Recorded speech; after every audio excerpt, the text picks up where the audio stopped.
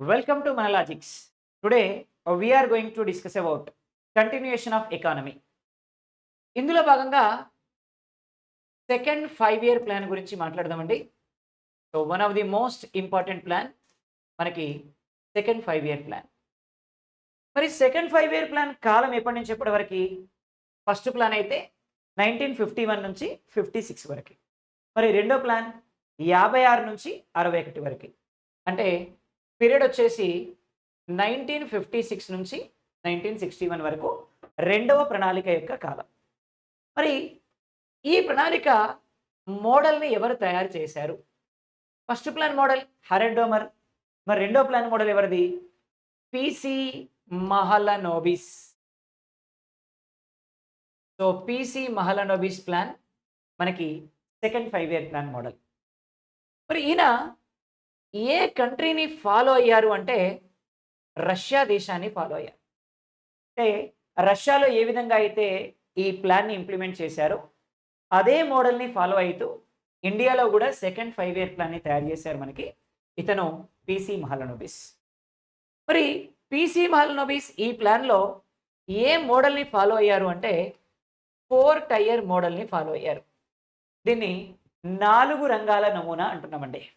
అంటే రెండవ ప్రణాళిక మనకి ఏ ఏ 4 ఏ మోడల్ని అనుసరించింది అంటే 4 రంగాల నమూనాని అనుసరించింది. మరి 4 రంగాల నమూనాలో ఏమేమి ఉంటాయి? ఒకటి ఒకటి హౌస్ హోల్డ్ సెక్టార్ ఉంటుంది. అంటే గృహరంగం ఉంటుంది. ఎందుకంటే భారతదేశంలో అత్యధికంగా పొదుపులు ఈ రంగంలోనే ఉంటాయి కాబట్టి హౌస్ హోల్డ్ సెక్టార్ అనేది మనకి మొదటి సెక్టార్. మరి హౌస్ హోల్డ్ సెక్టార్ నుంచి పెట్టుబడులన్నీ ఎక్కడికి వెళ్తాయి? పారిశ్రామిక రంగానికి వెళ్తాయి. ఎందుకంటే మనం రకరకాల వస్తువులు కొనుగోలు చేస్తాం కాబట్టి ఇన్వెస్ట్మెంట్స్ రూపంలో పెట్టుబడుల రూపంలో మనకి సో ఇండస్ట్రియల్ సెక్టార్కి వెళ్తాయి. పరిశ్రమలు ఏం చేస్తాయంటే వస్తువుల్ని ఉత్పత్తి చేసి మన ఇంటికి పంపిస్తాయి in the form of services. దీన్ని 2 రంగాల నమూనా అంటారు.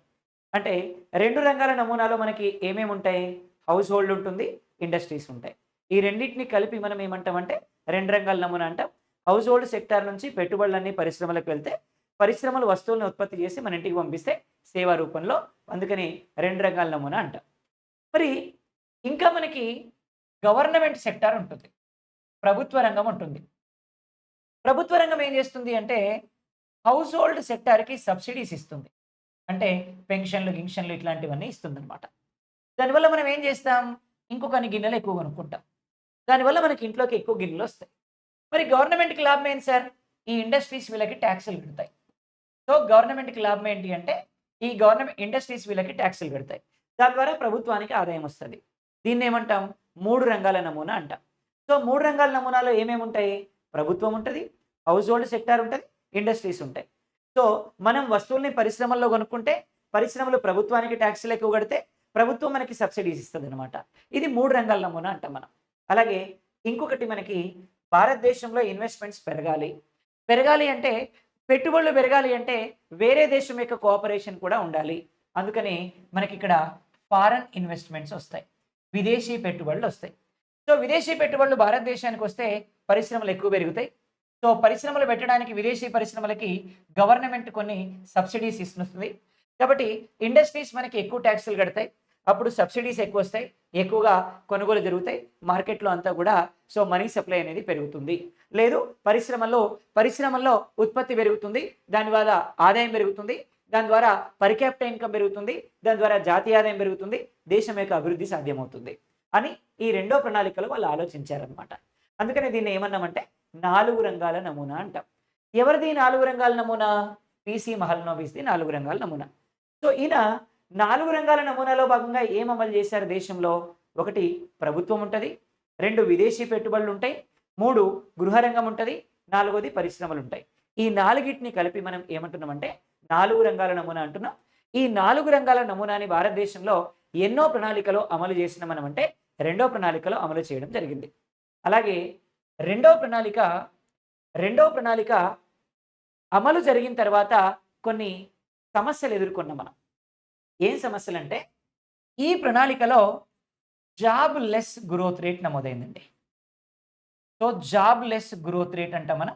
తెలుగులో వృద్ధి రహిత అభివృద్ధి అంటాం మనం.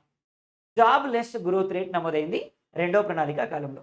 మరి ఏంటి సార్ జాబ్‌లెస్ గ్రోత్ రేట్ అంటే? ఇప్పుడు ఫస్ట్ ప్లాన్ ఉంది. మొదటి ప్రణాళికా కాలంలో మనం దేనికి ప్రాధాన్యత ఇచ్చినామంటే అగ్రికల్చర్ సెక్టార్‌కి ప్రాధాన్యత ఇచ్చాం. మరి అగ్రికల్చర్ సెక్టార్‌కి ప్రాధాన్యత ఇచ్చినప్పుడు భారతదేశంలో ఉత్పత్తి ఏమైంది? పెరిగింది. సో, ప్రొడక్షన్ అనేది విపరీతంగా పెరిగింది. ప్రొడక్షన్ విపరీతంగా పెరిగింది. కానీ ఎంప్లాయ్‌మెంట్ ఏమైంది? తగ్గిపోయింది. ఎందుకు సార్? భారతదేశంలో వ్యవసాయ రంగంలో 6 నెలలు పనుంటే ఇంకో 6 నెలలు ఖాళీగుంటారు. కాబట్టి 6 నెలల కాలం పాటు వస్తువులను ఉత్పత్తి చేసినాం. ఇంకో 6 నెలలు ఖాళీగున్నాం. దానివల్ల ఉత్పత్తి అనేదైతే పెరిగింది గానీ, దాంతో ఉపాధి అనేది తగ్గింది. ఇది మొదటి ప్రణాళికలో వచ్చినటువంటి ఎక్స్‌పీరియన్స్. దీంతో అప్పటి ప్రధానమంత్రి జవహర్‌లాల్ నెహ్రూ ఏం చేశారంటే, దేశంలో పారిశ్రామిక రంగాన్ని బలోపేతం చేయాలి. పరిశ్రమల్ని ఎక్కువ పెట్టాలి. దానివల్ల ఎక్కువ మందికి ఉపాధి కల్పియొచ్చు అనేటువంటి ఉద్దేశంతోటి రెండో ప్రణాళికలో లార్జ్ స్కేల్ ఇండస్ట్రీస్‌ని ఎస్టాబ్లిష్ చేశారు. భారీ పరిశ్రమల్ని నెలకొల్పారు. దీంతో ఎంప్లాయ్‌మెంట్ ఏమైంది? విపరీతంగా పెరిగింది. మరి సాధారణంగా ఏదైనా ఒక దేశంలో ఎంప్లాయ్‌మెంట్ పెరిగితే ఆటోమేటిక్‌గా ఉత్పత్తి ఏం కావాలి? పెరగాలి. కానీ మన దేశంలో ఇక్కడ ఏమైంది అంటే ప్రొడక్షన్ అనేది తగ్గిపోయింది. ఉత్పత్తి అనేది తగ్గిపోయింది. ఇలా ఎంప్లాయ్‌మెంట్ పెరిగినప్పుడు ప్రొడక్షన్ తగ్గడాన్ని ఏమంటారంటే జాబ్‌లెస్ గ్రోత్ రేట్ అంటారనమాట. సో, ఈ జాబ్‌లెస్ గ్రోత్ రేట్ అనేది ఏ ప్రణాళికలో నమోదైంది మనకి అంటే, రెండో ప్రణాళిక కాలంలో నమోదైంది జాబ్‌లెస్ గ్రోత్ రేట్ అంటున్నాం. దీనికి కారణం ఏంటి అంటే, నైపుణ్యం లేని శ్రామికులనమాట. అంటే భారతదేశంలో మనం ఉపాధి అయితే కల్పించినాం. కానీ వాళ్ళకి స్కిల్స్ లేవు. సరైనటువంటి నైపుణ్యం లేదు. సరైనటువంటి నైపుణ్యం లేకపోవడం వల్ల నాణ్యమైనటువంటి వస్తువులను ఉత్పత్తి చేయలేకపోయినరు. దానివల్ల ఏమైంది భారతదేశంలో అంటే, ఇక్కడ ఉత్పత్తి అయితే తగ్గింది గానీ, ఉపాధి అయితే పెరిగింది. దాన్నే మనం ఏమంటామంటే జాబ్‌లెస్ గ్రోత్ రేట్ అంటాం మనం. మరి జాబ్‌లెస్ గ్రోత్ రేట్ గురించి ప్రపంచంలో ఎవరు చెప్పారు అంటే రొజిస్టిన్ రోడా అని చెప్పారండి. రొజిస్టిన్ రోడాన్ అనేటువంటి ఆర్థికవేత్త మనకి జాబ్‌లెస్ గ్రోత్ రేట్ గురించి చెప్పడం జరిగింది. అదే భారతదేశంలో అయితే జాబ్‌లెస్ గ్రోత్ రేట్ గురించి చెప్పినటువంటి వ్యక్తి ఎవరు అంటే పీసీ మహలనోబిస్. రెండో ప్రణాళికా కాలంలో జాబ్‌లెస్ గ్రోత్ రేట్ నమోదవ్వడానికి గల ప్రధాన కారణం ఏంటి అంటే, భారతదేశంలో నైపుణ్యం లేని శ్రామికులున్నారు. నైపుణ్యం లేని శ్రామికులకి అధికంగా ఉపాధి లభించింది. దానివల్ల ఉత్పత్తి అయితే తగ్గింది, ఉపాధి అయితే పెరిగింది. కాబట్టి రెండో ప్రణాళికా కాలంలో మనకి జాబ్‌లెస్ గ్రోత్ రేట్ అనేది నమోదవ్వడం జరిగింది. అలాగే ఈ ప్రణాళికా కాలంలోనే మనం బిగ్ పుష్ మోడల్‌ని అనుసరించాం. Big push model. Big push model అంటే ఏంటి అంటే, ఆర్థిక వ్యవస్థని మనం ముందుకు నెట్టాలి. ఆర్థిక వ్యవస్థని ముందుకు నెట్టడం అంటే ఏంటి అంటే, అన్ని రంగాల్ని బలోపేతం చేసి ఆర్థిక వ్యవస్థని ముందుకు తీసుకెళ్ళాలి. వాస్తవానికి అనుకున్నాం మనం. కానీ పరిస్థితులన్నీ అనుకూలించలే మనకి. ఎందుకు అనుకూలించలేదు? పెట్టుబడులన్నీ పరిశ్రమలకు పెట్టినాం. వ్యవసాయ రంగం వెనుకబడ్డది. సేవా రంగం అనుకున్న స్థాయిలో అభివృద్ధి కాలేదు. దీంతోటి బిగ్ పుష్ మోడల్ యాక్చువల్‌గా అనుకున్నాం కానీ సక్సెస్ కాలేదు. కాబట్టి భారతదేశంలో ఏ ప్రణాళికా కాలంలో బిగ్ పుష్ మోడల్‌ని అనుసరించారు అంటాడు రేపు ఎగ్జామ్‌లో. రెండో ప్రణాళికా కాలంలో అనుసరించారు. ఏ ప్రణాళికా కాలంలో జాబ్‌లెస్ గ్రోత్ రేట్ నమోదైందంటాడు? రెండో ప్రణాళికా కాలంలో. ఏ ప్రణాళికా కాలంలో రష్యా దేశాన్ని అనుసరించామంటాడు? రెండో ప్రణాళికా కాలంలో. ఏ ప్రణాళికా కాలంలో 4 రంగాల నమూనాని అమలు చేసినామంటాడు? రెండో ప్రణాళికా కాలంలో. ఏ ప్రణాళికని భారతదేశంలో పీసీ మహలనోబిస్ రూపొందించారంటాడు? రెండో ప్రణాళిక రూపొందించారు. మరి ఈ పీసీ మహలనోబిస్ యొక్క బర్త్‌డే ఎప్పుడంటే జూన్ 29 అండి. జూన్ 29. మరి ఈ జూన్ 29ని నేషనల్ స్టాటిస్టికల్ డేగా జరుపుకుంటామండి. నేషనల్ స్టాటిస్టికల్ డే అంటున్నాం మనం. నేషనల్ స్టాటిస్టికల్ డేగా జరుపుకుంటాం. జాతీయ గణాంక దినోత్సవంగా జరుపుకుంటాం. అది ఆయన బర్త్‌డే అనమాట. పీసీ మహలనోబిస్ బర్త్‌డే అనమాట. అందుకే ఆ రోజుని మనం ఎలా జరుపుకోవాలంటే జాతీయ గణాంక దినోత్సవంగా జరుపుకోవాలి. అలాగే జూన్ 29 గణాంక దినోత్సవం అయితే జూలై 29 టైగర్స్ డేగా జరుపుకుంటున్నాం. జూలై 29న మనం టైగర్స్ డేగా జరుపుకుంటాం మనం. జూలై 29న మనం టైగర్స్ డేగా జరుపుకుంటున్నాం. జూలై 29. జూన్ 29 అయితే స్టాటిస్టికల్ డేగా జరుపుకుంటాం అనమాట. పీసీ మహలనోబిస్ యొక్క బర్త్‌డే. రైట్. అలాగే మరి ఈ ప్రణాళికా కాలంలో మనం ఎంత వృద్ధి రేటుని సాధించాలనుకున్నాం అంటే టార్గెటెడ్ జీడీపీ గ్రోత్ రేట్. ఎంత వృద్ధి రేటు సాధించాలనుకున్నాం మనం? ఈ ప్రణాళికా కాలంలో ఎంత వృద్ధి రేటు సాధించాలనుకున్నామంటే యాక్చువల్‌గా 4.5% సాధించాలనుకున్నామండి. కానీ అచీవ్ చేసినటువంటి జీడిపి గ్రోత్ రేట్ అయితే, సాధించినటువంటి జీడిపి గ్రోత్ రేట్ అయితే కేవలం 4.3%. 4.3% మాత్రమే సాధించాం. సాధించకపోవడానికి కారణం ఏంటి అంటే, ఇందాకే అనుకున్నాం మనం, నైపుణ్యం లేనటువంటి శ్రామికులు భారతదేశంలో ఎక్కువ ఉన్నారు. సో, దానివల్ల మన దేశంలో ఉత్పత్తి అయితే తగ్గింది, ఉపాధి అయితే పెరిగింది. దానివల్ల 4.5% అనుకుంటే 4.3% మాత్రమే సాధించగలిగినాం. భారతదేశంలో మొట్టమొదటిసారిగా ఫాల్ డౌన్ స్టార్ట్ అయింది ఈ ప్రణాళిక నుంచే. ఆ ఫాల్ డౌన్ కంటిన్యూయస్‌గా మనకి కంటిన్యూ అయింది భారతదేశంలో. అందుకని భారతదేశంలో మొట్టమొదటిసారిగా వృద్ధి రేటు పడిపోవడం స్టార్ట్ అయింది ఈ ప్రణాళికా కాలం నుంచే. ఇకపోతే ఈ ప్రణాళికా కాలంలో మనకి ధరలు 13% పెరిగినాయి. సో, ధరలేమైనాయంటే 13% పెరిగినాయి. మొదటి ప్రణాళికలో 13% తగ్గినాయి. రెండో ప్రణాళికలో 13% పెరిగినాయి. పెరగడానికి గల కారణం ఏందంటే, వ్యవసాయ రంగం వెనకబడ్డది. సరైనటువంటి ఉత్పాదకత రాలేదు వ్యవసాయ రంగంలో. ప్రొడక్టివిటీ జరగలేదు. సో, దాంతో వ్యవసాయ రంగం అనేది వెనకబడిపోయింది. అందుకే ధరలు విపరీతంగా పెరిగినాయి ఈ ప్రణాళికా కాలంలో మనకి. సో, ఈ రెండో ప్రణాళికా కాలంలో. మరి ఈ ప్రణాళికా కాలంలో మనం ఎంత పెట్టుబడి పెట్టాలనుకున్నాం? సో, ఔట్‌లే ఎంత అనుకున్నాం మనం? ఎంత పెట్టాలనుకున్నామంటే 4,800 క్రోర్స్ మనం ఇన్వెస్ట్ చేయాలనుకున్నామండి. 4,800 కోట్ల మనం ఈ ప్రణాళికా కాలంలో పెట్టుబడిగా పెట్టాలనుకున్నాం. కానీ యాక్చువల్‌గా చేసినటువంటి ఇన్వెస్ట్‌మెంట్ ఎంత? సో, యాక్చువల్ ఔట్‌లే అనుకున్నదైతే 4,800 కోట్లయితే, ఇందులో మనం పెట్టింది మాత్రం 4,672 క్రోర్స్. 4,672 కోట్ల రూపాయలని మనం ఈ ప్రణాళికా కాలంలో పెట్టుబడిగా పెట్టాం. పెట్టాలనుకుంది ఎంత అంటే 4,800 కోట్లు పెట్టాలనుకున్నాం. కానీ పెట్టింది మాత్రం 4,672 కోట్లు పెట్టాం. సో, దీంట్లో ప్రైవేట్ వాళ్ళ ఔట్‌లే ఎంత? ప్రైవేట్ వాళ్ళు ఎంత పెట్టారు అంటే, సో, 3,100 క్రోర్స్ దీంట్లో ఇన్వెస్ట్ చేశారు ప్రైవేట్ వాళ్ళు. సో, కాబట్టి ఈ ప్రణాళికా కాలంలో మనం అనుకున్నటువంటి పెట్టుబడులు గాని, మనం పెట్టినటువంటి పెట్టుబడులు గాని ఇవి. మరి మొదటి ప్రణాళికలో మనం ఎంత అనుకున్నాం? సో, ఇక్కడ 2678 క్రోర్స్ అనుకున్నామండి. కానీ పెట్టింది మాత్రం 1960 క్రోర్స్ మాత్రమే. సో, ప్రైవేట్ వాళ్ళు 1800 క్రోర్స్ మాత్రమే పెట్టుబడులు పెట్టారు. సో, 1800 క్రోర్స్ పెట్టారు. సో, 2678 కాస్త ఇక్కడ ఏమైందంటే 4,800 కోట్లయింది. ఆల్మోస్ట్ డబుల్ అయిపోయింది. 1960 అనుకుంటే 4672 క్రోర్స్ అయింది. అంటే ఈ ప్రణాళికని బేస్ చేసుకొని మాట్లాడుకుంటే ఇది తక్కువే. కానీ మొదటి ప్రణాళికని కంపేర్ చేసినప్పుడు మాత్రం ఇది ఎక్కువ. సో, అందుకని ప్రైవేట్ ఇన్వెస్ట్‌మెంట్ పెరిగింది. అనుకున్నటువంటి పెట్టుబడి పెరిగింది. పెట్టినటువంటి పెట్టుబడి కూడా విపరీతంగా పెరిగింది. దీనికి కారణం భారీ పరిశ్రమలకి మనం ప్రాధాన్యతను కల్పించడం. మరి ఈ ప్రణాళిక యొక్క లక్ష్యం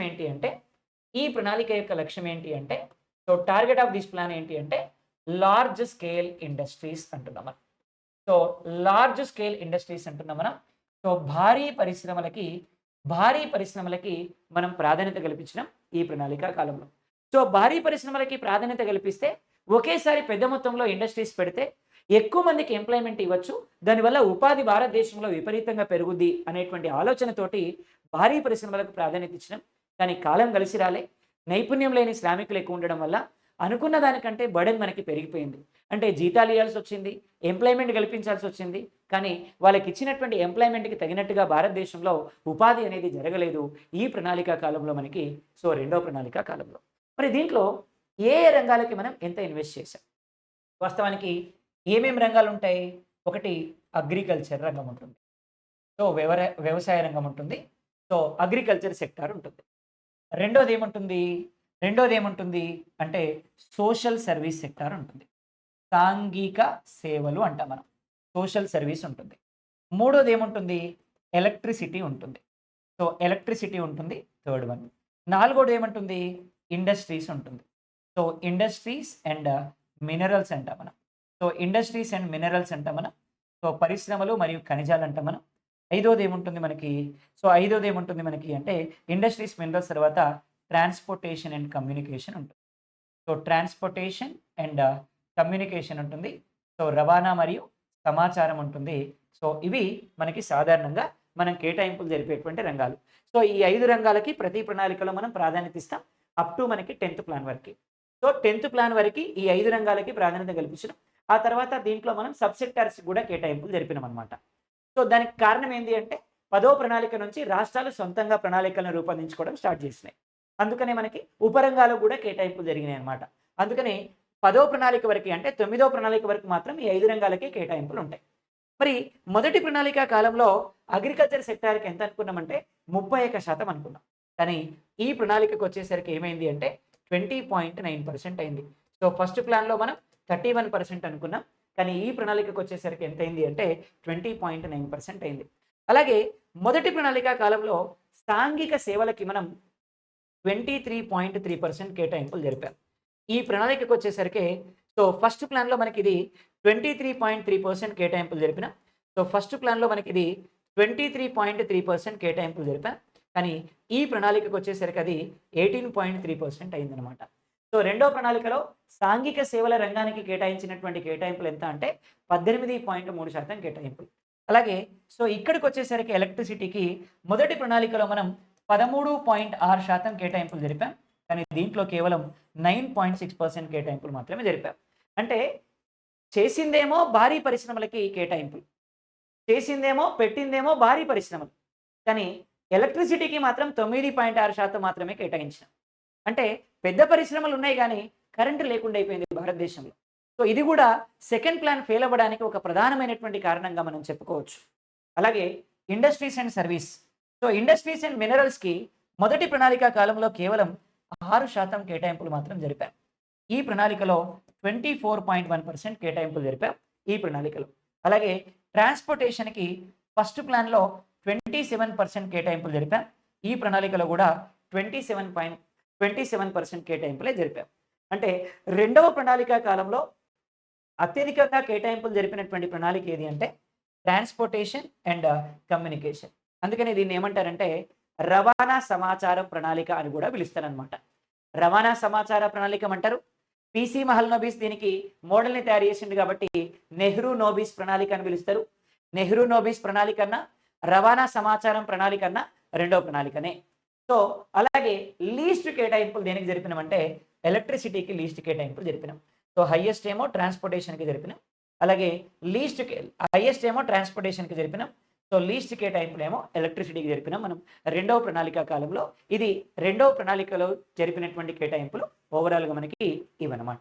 ఇకపోతే మొదటి ప్రణాళికలో వెస్ట్ బెంగాల్‌లో కొన్ని పరిశ్రమలు, కర్ణాటకలో కొన్ని పరిశ్రమలు, ఆంధ్రప్రదేశ్‌లో కొన్ని పరిశ్రమలు, తమిళనాడులో కొన్ని పరిశ్రమలు, జార్ఖండ్‌లో కొన్ని పరిశ్రమలు ఇలా స్టార్ట్ చేశాం.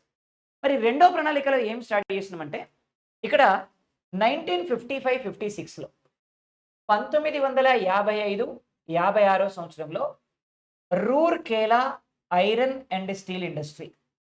So Rourkela iron and steel ఇండస్ట్రీని మనం స్టార్ట్ చేసాం. So Rourkela iron and steel ఇండస్ట్రీని మనం ఎక్కడ స్టార్ట్ చేసినామంటే ఇక్కడ ఇక్కడ రూర్కేలాని మనం ఒరిస్సాలో స్టార్ట్ చేసినామండి. ఏ దేశం సహకరించింది అంటే వెస్ట్ జర్మనీ సహకారంతో స్టార్ట్ చేసినాం. అలాగే 1959వ సంవత్సరంలో సో 1959లో మనకి 1959లో బిలాయ్. సో 1959లో బిలాయ్‌ని మనం సో ఛత్తీస్‌గఢ్‌లో స్టార్ట్ చేసాము. సో ఛత్తీస్‌గఢ్‌లో స్టార్ట్ చేసాము. యూఎస్ఎస్ఆర్ సహకారంతో దీన్ని మనం స్టార్ట్ చేయడం జరిగింది. అలాగే 1960వ సంవత్సరంలో so Durgapur iron and steel ఇండస్ట్రీని స్టార్ట్ చేసాం మనం. సో దుర్గాపూర్ ఇనుముక్కు కర్మాగారాన్ని స్టార్ట్ చేసినాం మనం. సో దుర్గాపూర్ ఇనుముక్కు కర్మాగారాన్ని మనకి ఇంగ్లాండ్ యొక్క కోఆపరేషన్ తోటి మనం స్టార్ట్ చేయడం జరిగింది. సో ఎక్కడ స్టార్ట్ చేసినాం సార్ మనం దీన్ని అంటే సో వెస్ట్ బెంగాల్‌లో స్టార్ట్ చేయడం జరిగింది. అలాగే ఇక్కడే మనకి ఇదే ప్రణాళికలో మనకి జార్ఖండ్ రాష్ట్రంలో హెవీ ఇంజినీరింగ్ ప్లాంట్ అంటున్నాం మనం. సో హెవీ ఇంజినీరింగ్ ప్లాంట్‌ని మనం స్టార్ట్ చేసాం. అంటే సో భారీ ఇంజినీరింగ్ పరిశ్రమ ఒకటి స్టార్ట్ చేసాం. సో రెండో ప్రణాళిక కాలంలో మనం స్టార్ట్ చేసినటువంటి సో పరిశ్రమలు మొత్తం మీద ఇవన్నమాట. ఇకపోతే ఈ ప్రణాళికలో స్టార్ట్ చేసినటువంటి స్కీమ్స్ ఏంటి? ఏం స్కీమ్స్‌ని మనం ఈ ప్రణాళికలో స్టార్ట్ చేసాం. 56 నుంచి 61 కదా! కాబట్టి 1956 సంవత్సరంలో మనకి కేవీఐసీని స్టార్ట్ చేశారు. ఖాదీ విలేజ్ ఇండస్ట్రియల్ సెంటర్స్ అంటాం మనం. ఖాదీ విలేజ్ ఇండస్ట్రియల్ సెంటర్స్ అంటే ఏంటి అంటే ఇవాళ మనకి పోచంపల్లి ఉంది. సో దేనికి ఫేమస్ పోచంపల్లి అంటే నూలు వస్త్ర పరిశ్రమలకు బాగా ఫేమస్.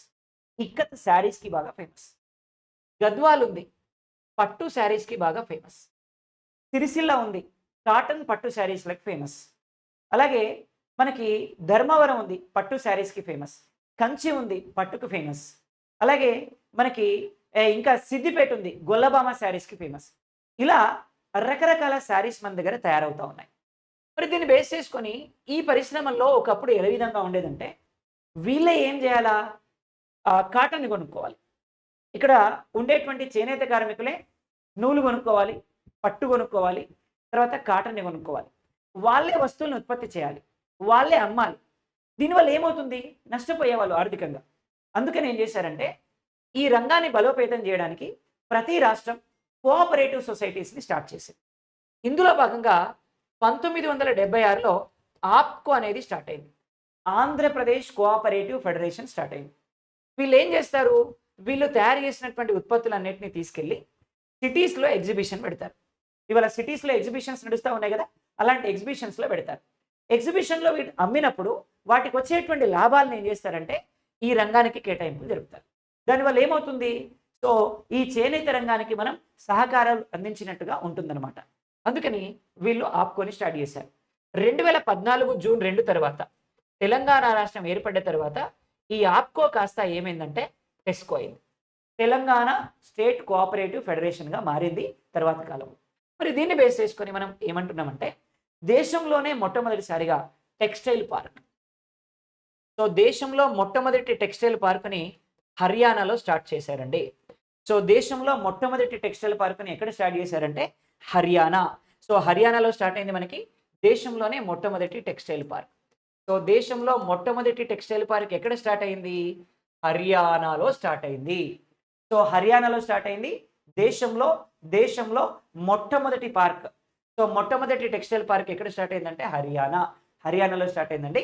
సో, మరి హర్యానా గురించి ఇంకొన్ని బిట్లు చెప్పాలంటే, హర్యానా గురించి మనం ఏం చెప్పుకోవచ్చంటే, సో, హర్యానాలోని పానీపట్ అనేటువంటి ప్రాంతంలో, హర్యానాలోని పానీపట్ అనేటువంటి ప్రాంతంలో 2015 జనవరి 22వ తేదీన ప్రధానమంత్రి నరేంద్ర మోడీ గారు బేటీ బచావ్, బేటీ పఢావ్ అనేటువంటి కార్యక్రమాన్ని ప్రారంభించారు.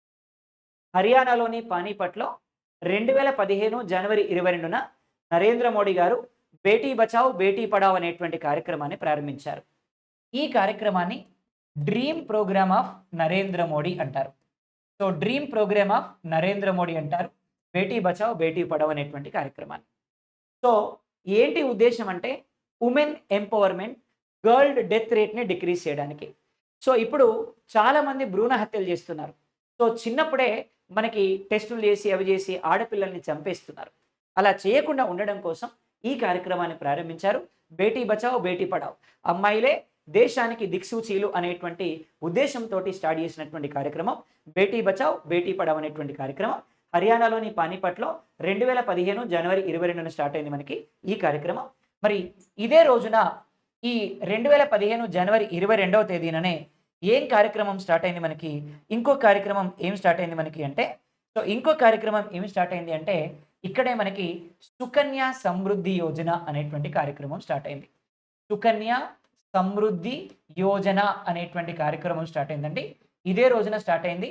సో, మరి అమ్మాయికి 10 సంవత్సరాల లోపల గనక పోస్ట్ ఆఫీస్‌లో గాని, బ్యాంకులో గాని డబ్బుల్ని డిపాజిట్ చేస్తే వడ్డీతో కలిపి 18 సంవత్సరాలకి ఆ పాప ఆ పాప చదువుకోవడానికి కానీ, 21 ఏళ్ళకి పెళ్ళికి గాని డబ్బులిస్తారు ఈ కార్యక్రమం కింద. ఈ కార్యక్రమమే పానీపట్‌లో స్టార్ట్ అయినటువంటి కార్యక్రమం సుకన్య సమృద్ధి యోజన. ఇదే రోజున ఈ 2 కార్యక్రమాల్ని హర్యానాలోని పానీపట్‌లో స్టార్ట్ చేశారు నరేంద్ర మోడీ గారు.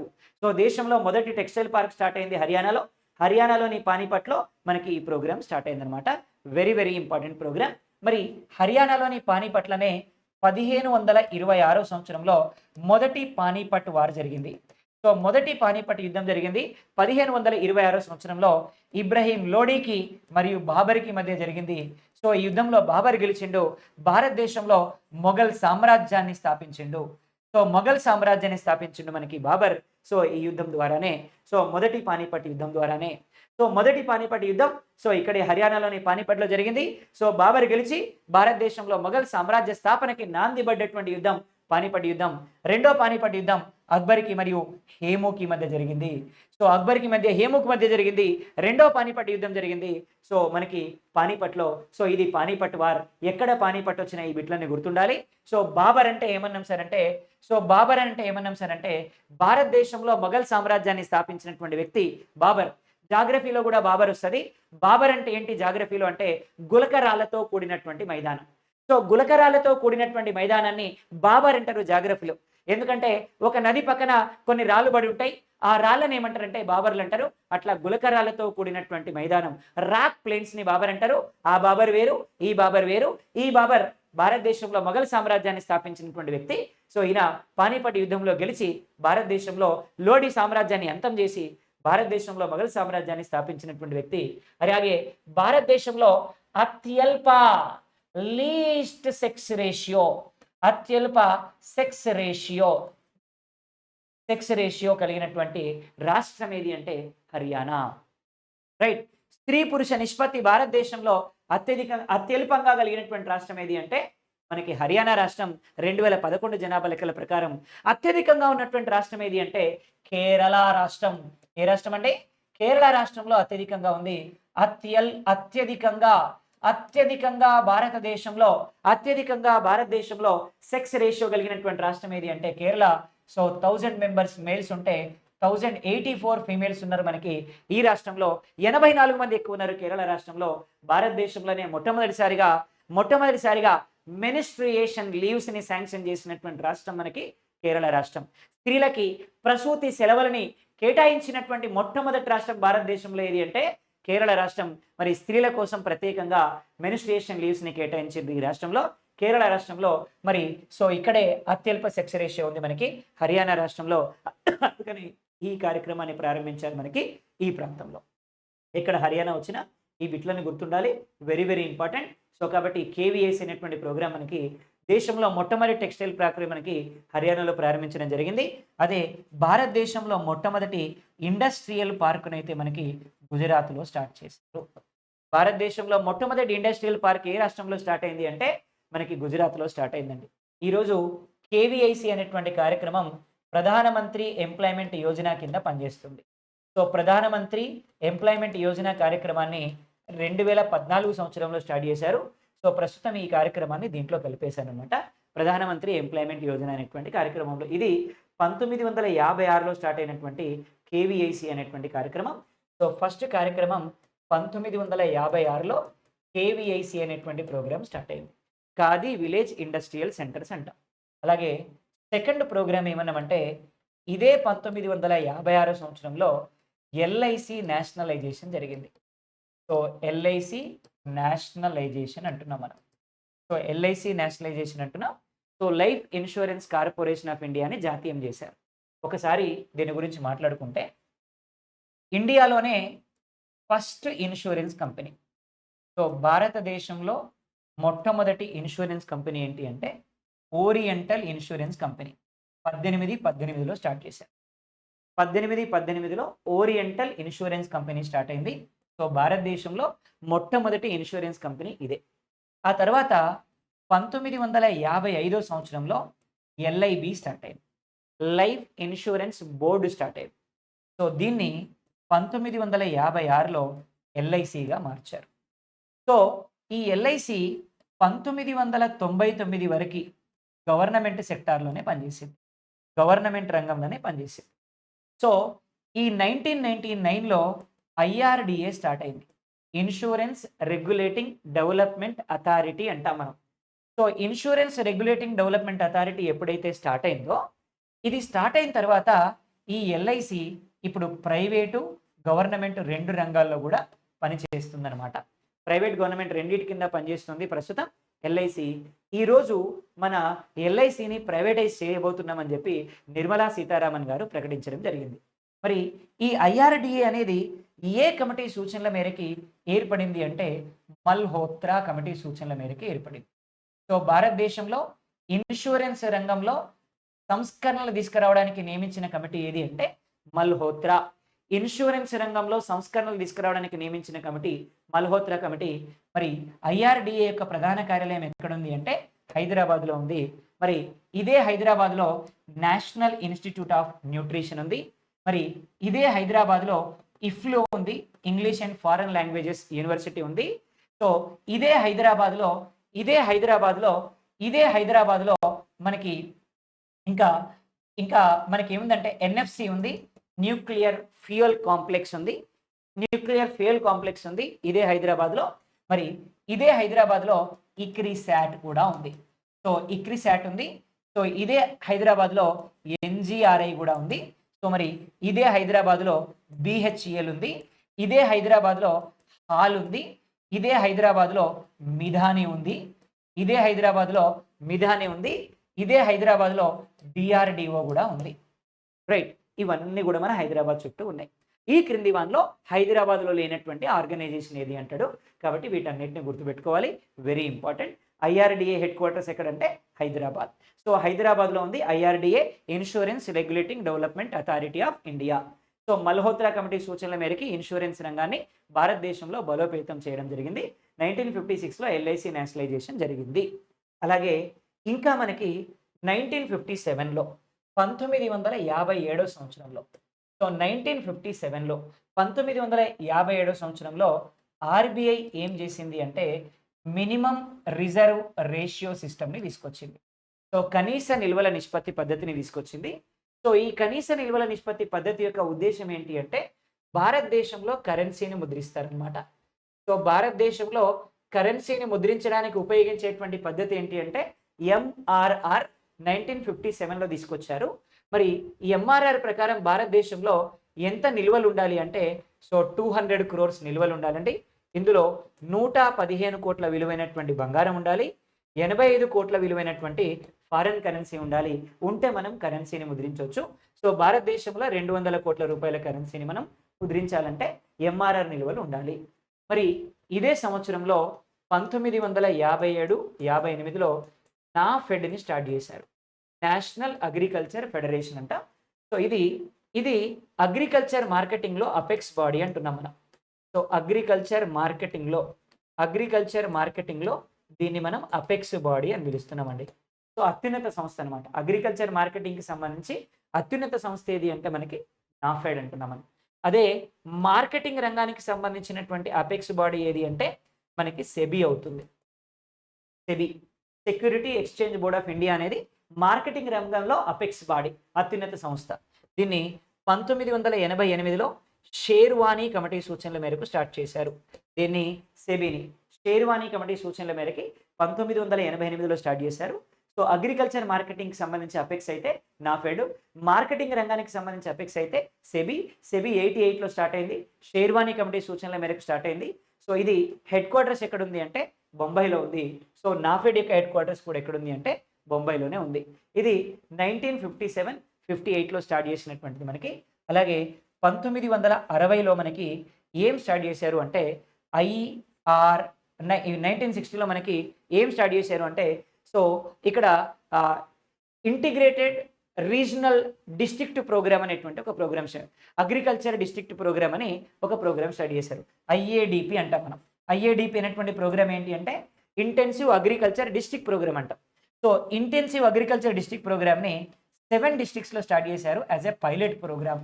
సో పైలట్ ప్రోగ్రామ్గా మనకి ఎన్ని జిల్లాలో స్టార్ట్ చేశారు అంటే 1960లో స్టార్ట్ చేసిన ప్రోగ్రామ్ మనకి 1960లో IADP intensive agriculture district program అంటున్నాం. ఈ ప్రోగ్రామ్ని 7 డిస్ట్రిక్ట్స్లో స్టార్ట్ చేశారు యాజ్ ఎ పైలట్ ప్రోగ్రామ్.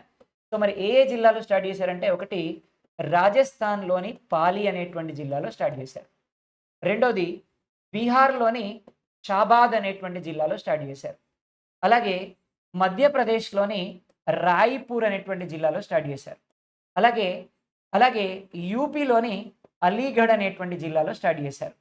అలాగే పంజాబ్లోని లుధియానా అనేటువంటి జిల్లాలో స్టార్ట్ చేశారు. అనే జిల్లాలో స్టార్ట్ చేశారు. ఆంధ్రప్రదేశ్లో వెస్ట్ గోదావరిలో స్టార్ట్ చేశారు. అలాగే తమిళనాడులోని తంజావూర్ అనేటువంటి జిల్లాలో స్టార్ట్ చేశారు. సో 7 జిల్లాలో స్టార్ట్ చేసినటువంటి కార్యక్రమం ఇది. ఇదే కార్యక్రమాన్ని 1965లో ఎక్స్టెండ్ చేసి ఐఏఏపీగా మార్చారు, ఇంటెన్సివ్ అగ్రికల్చర్ ఏరియా ప్రోగ్రామ్గా మార్చారు. ఇది 114 జిల్లాల్లో స్టార్ట్ చేసినటువంటి ప్రోగ్రామ్. సో, ఇది వ్యవసాయ రంగాన్ని బలోపేతం చేయడానికి, ఇన్స్యూరెన్స్ రంగాన్ని బలోపేతం చేయడానికి రెండవ ప్రణాళికలో జరిపినటువంటి కేటాయింపులనమాట. సో, మొత్తం మీద ఈ ప్రణాళిక విజయాన్ని సాధించిందా? వైఫల్యం చెందిందా? అంటే 4.5 అనుకుంటే 4.3 మాత్రమే సాధించినాం కాబట్టి, ఈ ప్రణాళిక మొత్తం మీద వైఫల్యాన్నే చెందింది అని మనం చెప్పుకోవచ్చు. దానికి కారణం నైపుణ్యం లేని శ్రామికులు ఉండడం. రైట్. సో, ప్రతిరోజు మనం ఎకానమీకి సంబంధించి ఎంతో విలువైన సమాచారాన్ని మీకు అందిస్తా ఉంటాం. నాట్ ఓన్లీ ఎకానమీ, రకరకాల సబ్జెక్టులకు సంబంధించినటువంటి విలువైన సమాచారాన్ని అందించడానికి మన లాజిక్స్ మీ ముందుకు రాబోతా ఉంది. కాబట్టి మీరందరూ కూడా సబ్స్క్రైబ్ చేసుకోండి. ఈ ఛానల్‌లో వచ్చే ఇన్ఫర్మేషన్ యుటిలైజ్ చేసుకోండి. మీ ఫ్రెండ్స్ అందరికి కూడా ఫార్వర్డ్ చేయండి. మీరు చేసే ఎంకరేజ్‌మెంట్‌ని బేస్ చేసుకొని మనం ఇంకొంత సమాచారాన్ని మీకు అందించడానికి అవకాశం ఉంటుంది. So, thank you. Thank you very much.